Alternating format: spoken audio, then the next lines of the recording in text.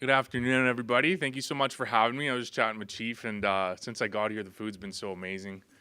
Eat a little bit too much. Might need a nap after this talk here. So it's been wonderful being here. I'm from Vancouver, so it took a bit of a journey. So thank you guys for being so welcoming, and it's been a great conference so far. So my name is Cody Penner. I'm the Vice President of Corporate Development at Nations Royalty. We should have French, and one should be English. I only speak English, so I'm going to be lost here if I don't have it. We should have one in English, one in French. I'm not sure if we can get that dialed up, but I'm a Tahltan First Nation member. Tahltan Nation is in northwest British Columbia, right in the northwest corner. We're a mining nation from the Zenley family, there we go, and the Wolf Clan. And I just want to start off, and I'm going to steal a quote from Dr. Moses here. And please, everyone, keep this in mind as I go through this presentation. Working together, we can create something bigger than the sum of its parts. That's what we do at Nations Royalty. When we're able to pool our collective strength as Indigenous people from across Canada into a vehicle like Nations Royalty, which I'll explain in a minute, we can create extra value above and beyond what we can do if we work in isolation. And I love this conference because a big part of this is bringing everybody together, communicating, and creating value through our partnerships. So we're going to start off with a story.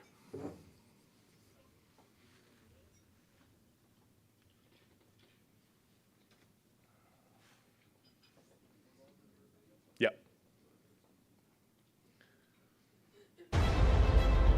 There's got to be a way to utilize these things that the past Indigenous leaders have been working so hard for so long, coming through colonization, discrimination, all these roadblocks. For such a long time, we had to do things according to the Indian affairs. This is how you spend your money.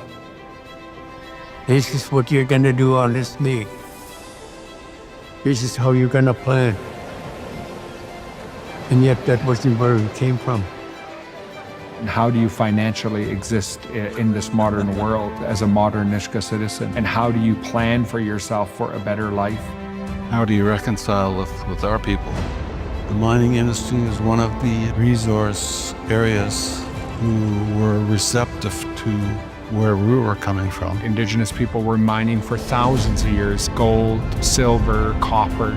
The mining royalty model is actually quite old and very well established. And Nisga'a, they said, let's invite Indigenous groups from around the country and potentially from around the world to join Nations Royalties pooling, mining, or oil and gas, or clean energy, or other royalties. Because these are Indigenous royalties, it's Indigenous wealth, and it belongs to stay in Indigenous hands. This opportunity is one opportunity that's going to allow us to grow capital for our people. And for me, it means that this fire rising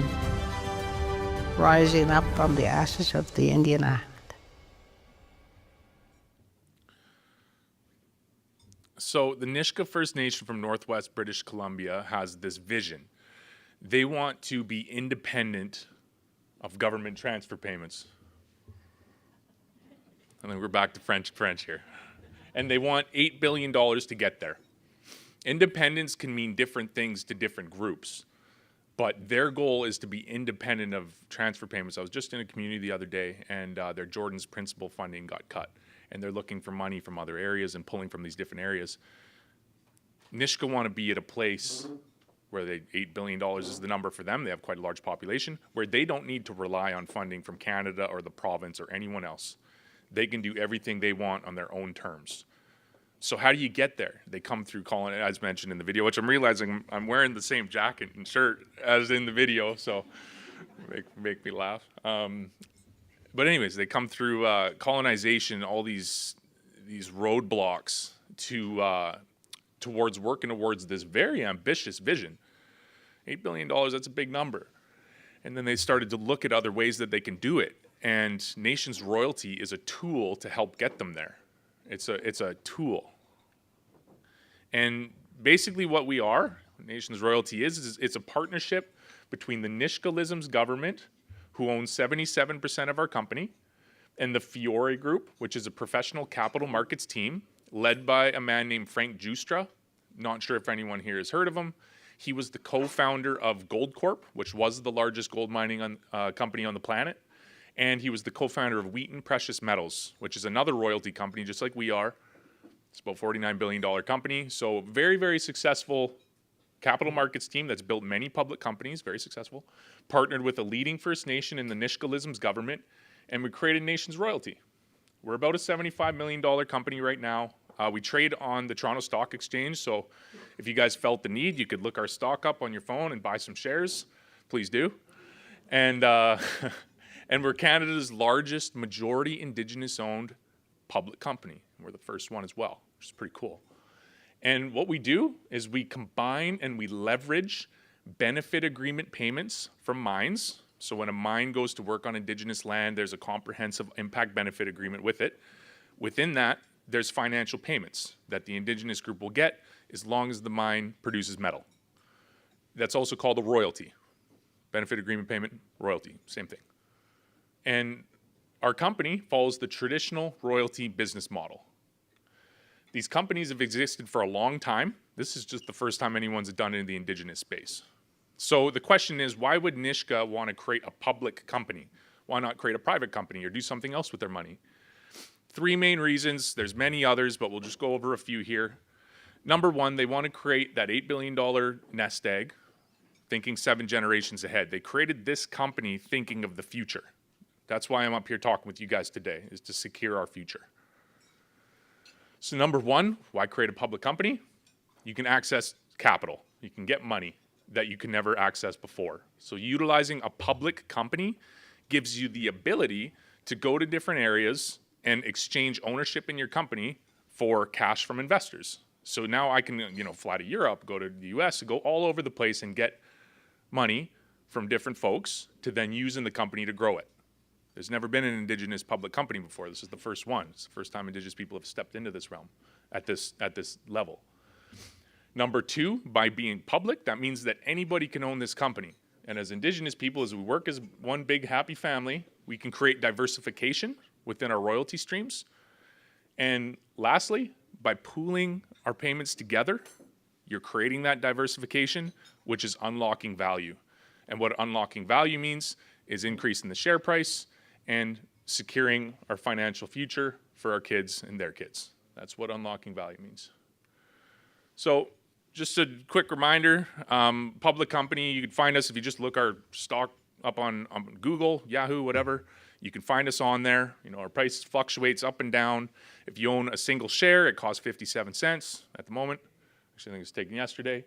And the goal of the company is to make the price go higher. If you own a share, you want each share to go to a higher price. That's the goal. And how do we do that? We follow the traditional mining royalty business model. So as mentioned, this is a successful model. There's been multiple companies in the past that have been very successful building out these royalty companies. Wheaton Precious Metals, as I mentioned, Frank Giustra, top advisor and shareholder in our company, he was co-founder of Wheaton Precious Metals. If you put $1,000 into Wheaton back in 2004, you have about $80,000 today. So very, very successful company. And it follows the same business model that we do. Same thing with Franco-Nevada, founding chief financial officer, is actually chairman of our board. So little tiny royalty company, Nations Royalty, has a couple very successful royalty folks. And if you're sitting there and you save some money and you want to put it into an investment because you want your cash to grow, there's a few different things you can do. If you think gold price is going to go up, you can go invest in a miner. I'm sure everybody knows Agnico Eagle, right? You can go buy an Agnico stock and you hope that they do well and the price goes up. You can go buy an Explorer, a little more risky, but has a lot of chance to, go up a lot. Or you can buy a royalty company. This is another way to invest in the commodity market.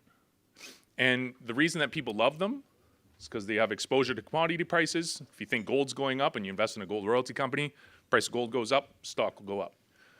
They have low operating risk. The reason for this is because all these companies have done is whenever a mine is going into production, these companies have given them money to build the mine. And in exchange, the mine says, okay, I'll take your money, but I'm going to give you 1% of the revenue from the mine for as long as it produces. And these companies, all they do is go to all the different mines and do that transaction. I'll give you money now for payments in the future from the mine. And since they did that time and time and time again, their stock has risen and risen and risen and risen. So the reasons for that, once again, low operating risk, they just get payments from mines. They don't actually operate anything.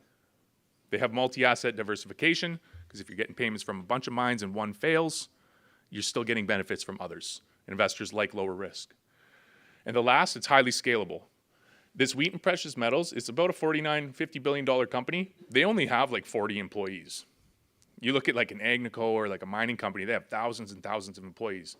These companies only need a few people to grow a lot of wealth. But since the model's so good, it's very competitive. Very competitive, so it's hard to get royalties. If it was easy, everybody would do it. And the competition's so high, you have to pay higher and higher. But there's a reward, as you can see with these two companies. And if you actually look at the cash payments that the companies give back to people that own the shares, they're much higher than some of the other gold mining companies, like Barrick and Goldfields. Royalty companies actually give cash back on an annual basis at a much higher rate than these other mining companies. So in a nutshell, they can be a very, very good investment. And I have another video for you guys. Why should this be one to watch? The growth opportunity that's available to us that is not available to other royalty companies is immense. The company is a certain size today with one nation. There's over 150 nations across this country. And then we're going to look in the States as well and other parts of the world, but there's more than enough in this country. Royalty companies have been the crown jewel of the mining space. Royalty companies are the largest mining companies in Canada. They don't operate mines, they just collect the revenue from them. Huge opportunities. Huge opportunities for Canada to actually untap that wealth that exists within Indigenous nations. The term economic reconciliation, this is a good example of what that can mean for people. Nason's Royalty will continue to grow. It's the first ever major Indigenous-owned public company. Most startup royalty companies don't have nearly the quality of the portfolio that we have. We have an excellent location for royalties in British Columbia, a very well-established mining jurisdiction. We have 2 out of 4 or 5 royalties in the production status. It's quite remarkable. These companies are loved by investors. Okay, let's float their royalties in a public company, but with a difference. Let's invite Indigenous groups pooling the royalties together. All of the chiefs said we're stronger working together as one. So they threw all of their resources, all of their lands and resources in what we call a common bowl. And then Frank Gistra, the man who moves things. There's an opportunity. The opportunity is to create something very, very, very large and very, very valuable. Someone who is willing to offer his knowledge. Now they can use that value to create other economic development in their communities. And I'm sure they have lots and lots of ambitions. And their main ambition is to be independent. Nason's Royalty is one step towards that, true independence. How can we work with other First Nations to start amassing royalties to say, this is what it could mean to us if we have access to this much capital? The companies that have higher quality, more robust portfolios with many assets, they trade at the higher multiples. Can be as high as 2 times net asset value. The company gets bigger through the acquisition of more agreements, its valuation gets bigger, and then big institutions that don't invest in smaller companies will see it as a viable investment opportunity. We're the largest holders of the shares of Nason's Royalties right now.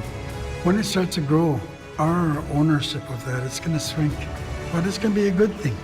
Everybody else that is putting their resources or buying into that are going to be beneficiaries just like us. We wish to grow Nations Royalties into a multi-billion dollar company. The path is there, and we're assembling the team that's going to make that happen. Anybody joins with us, they're going to be just like us and celebrating a huge wealth, if you will. Who doesn't want that?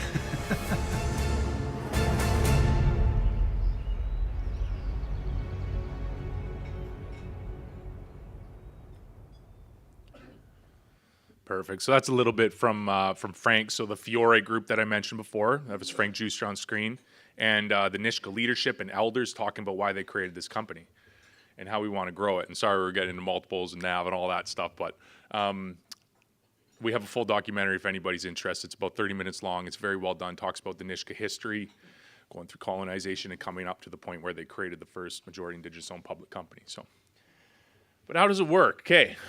So we're a royalty company, and as mentioned, the goal of a royalty company is to pool as many as you can into the company, because then you create extra value, become a more valuable company. And what Nisga'a did, our founding partner, is the Nisga'a in their traditional territory had these 5 mining assets. Ascot, the second one down, owns 2, so Premier, Red Mountain. If Nisga'a didn't partner with Nations Royalty, they had these 5 IBAs, and these mines would have paid them on an annual basis for as long as the mines produce metal. What we did when we created Nations Royalty is now, instead of Nisga'a receiving those payments, Nations Royalty will receive those payments. But in exchange for that, since they're giving us future value, payments that are going to happen in the future, Nations Royalty gave Nisga'a about $55 million worth of the company today.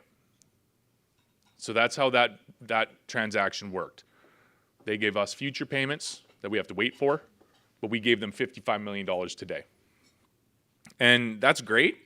You know, we gave them about 111 million shares in the company, each valued at about 50 cents. You know, as mentioned before, our price goes up and down, but the goal is to get the price higher. And the question is, how do you get the price higher? And I've mentioned it a couple times, but please, these numbers are not real, by the way. I hope no one's taking photos and keeping me to this. But the way you make the $55 million grow is you bring on new partners. So I go to different Indigenous groups across Canada, and I want to see if they want to partner with us, just like the Nisga'a did, by exchanging their payments in the future. Doesn't have to be all of them. It can be all, it can be half, it can be a quarter, whatever makes sense for the group.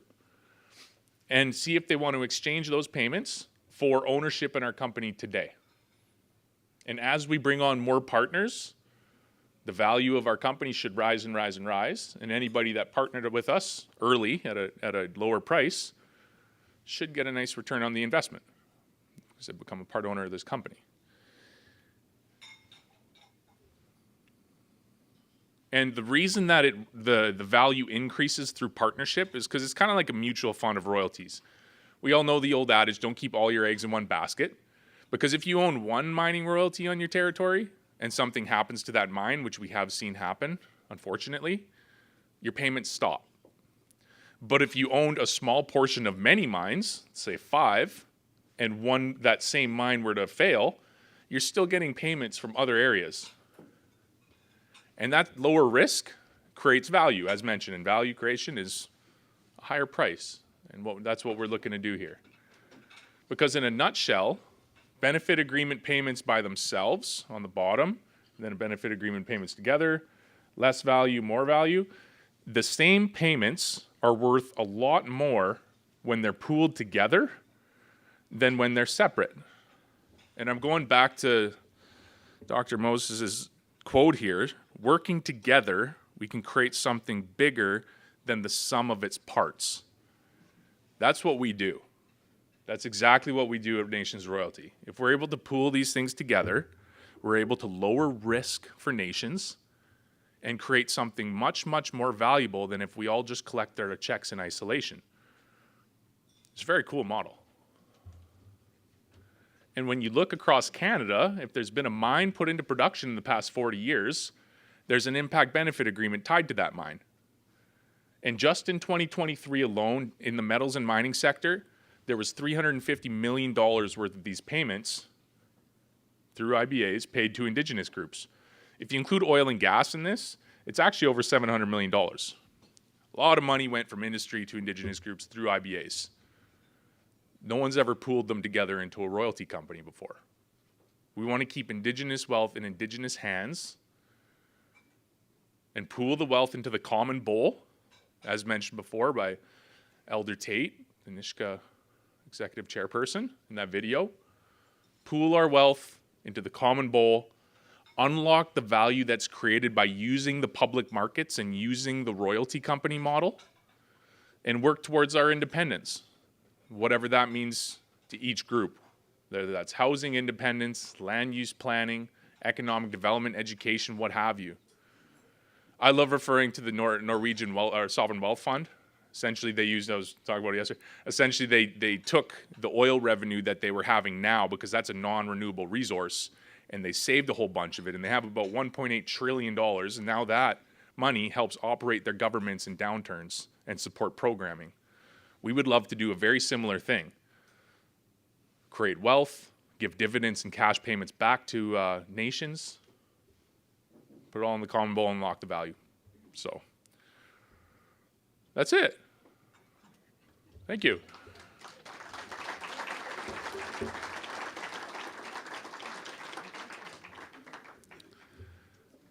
Do I get question period? Question, anybody? It's got to be one. Okay.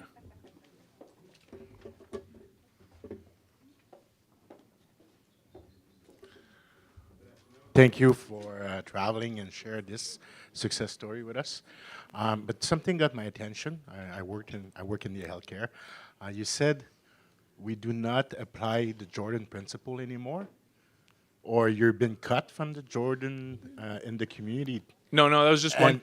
And then the meaning is just because your company, not the company, but the royalty company is involved in helping the community towards that, or? Did you realign me with your comment? Yeah, no, sorry if that was misinterpreted. I just mentioned the one group that we deal with, we're partnering with, hopefully, was getting money from Jordan's principal, and some of the funding was cut. So they couldn't perform everything that they wanted, that they had planned to do, right? So what we do is we help groups kind of create financial security, so if something like that were to happen, they would at least have a savings and an investment vehicle to pull from to support programming. Yeah, so it's nothing directly. We're not related with Jordan's principle whatsoever. It was more of just an example. But you're a solution to a problem. I think so.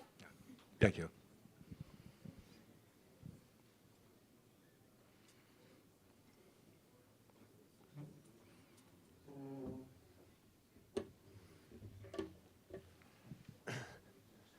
If I understand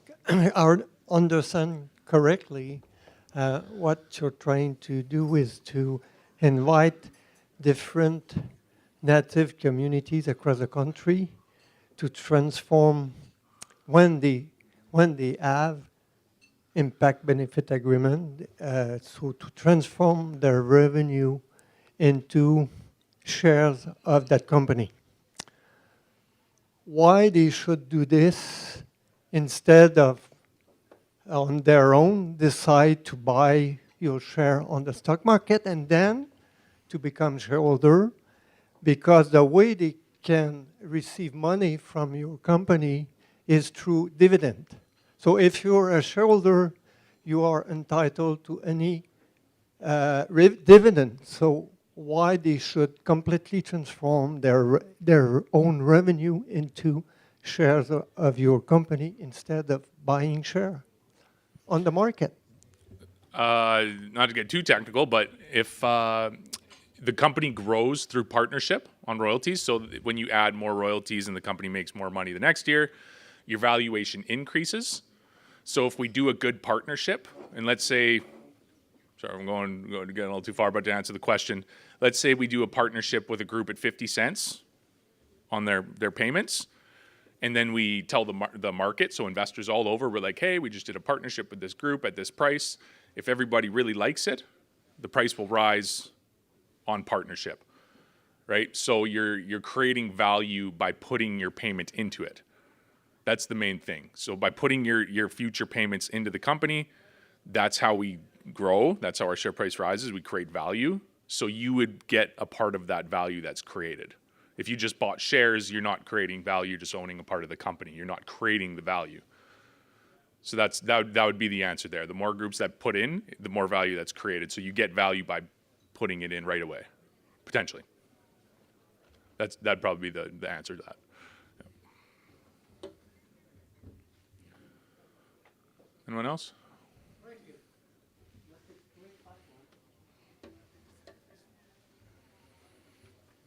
Who's sitting on the board of such a company? So we have a man named Alec Morrison. He is the founding chief, I mentioned earlier, he's the founding chief financial officer of Franco-Nevada, which is the second largest royalty company on the planet. We have Saga Williams from Curve Lake, so she's an Indigenous lawyer in Ontario. We have Edward Clayton, who's a Nisga'a member. We're looking for another Nisga'a member because one got elected into the government and was in conflict being on our board and in government. And then our CEO is on the board, which is pretty typical in mining companies. Most of them are native, or you Yeah. have a mix of those? So majority, I mean, 50-50 at the moment, but when we get another Nisga'a member, it'll be majority Indigenous managed again. When we originally started the company, we had 3 Nisga'a members. One retired, one got voted into this position. And then anybody that that partners with us, say they put their payments into the company and they own a large portion of the company, there'd be room on the board for them. So they would actually be still owning their payment, or managing their payments, but through our company.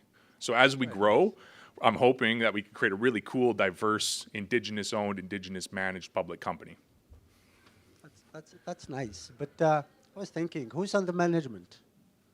Who's managing all? Yep, it's myself. I should have probably had a slide in the appendix. It's all right. It's myself. I'm a Tahltan First Nation member. Derek Patton is our chief investment officer. He's Mohawk. Spent 15 years working at Canaccord Investment Bank. I think he did over $20 billion worth of mergers, acquisitions. So very, very, very high level. Josh Kearse, our CFO, is Métis. Our external relations manager is Cree. And our corporate secretary is Nisga'a. So we're majority Indigenous owned and managed, which is pretty cool.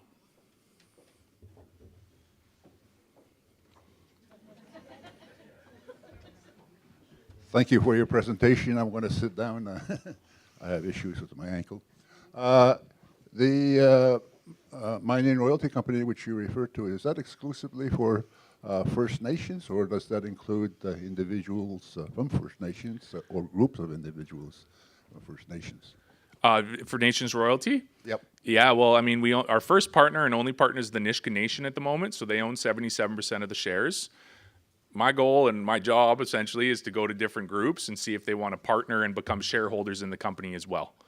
So hopefully when we're having this discussion in a couple years, it'll be, Nisga'a and like 4 or 5 other different Indigenous groups are owners of the company, and all of their payments are funneling into the company, and we have a much higher share price. So at the moment, it's just Nisga'a. It's owned about 77% by Nisga'a. About 10% it changes over time of Fiore Group. So like Frank Juster, the guy that I mentioned before, myself, other people in the company. And then the rest is actually held by the public. So that's anybody that wants to buy a share in our company.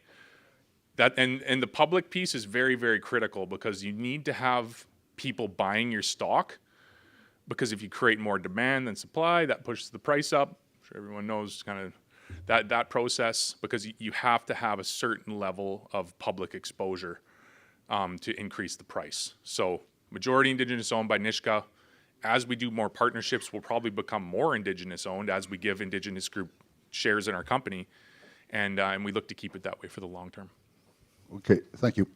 Yeah. Okay. Thank you everybody so much.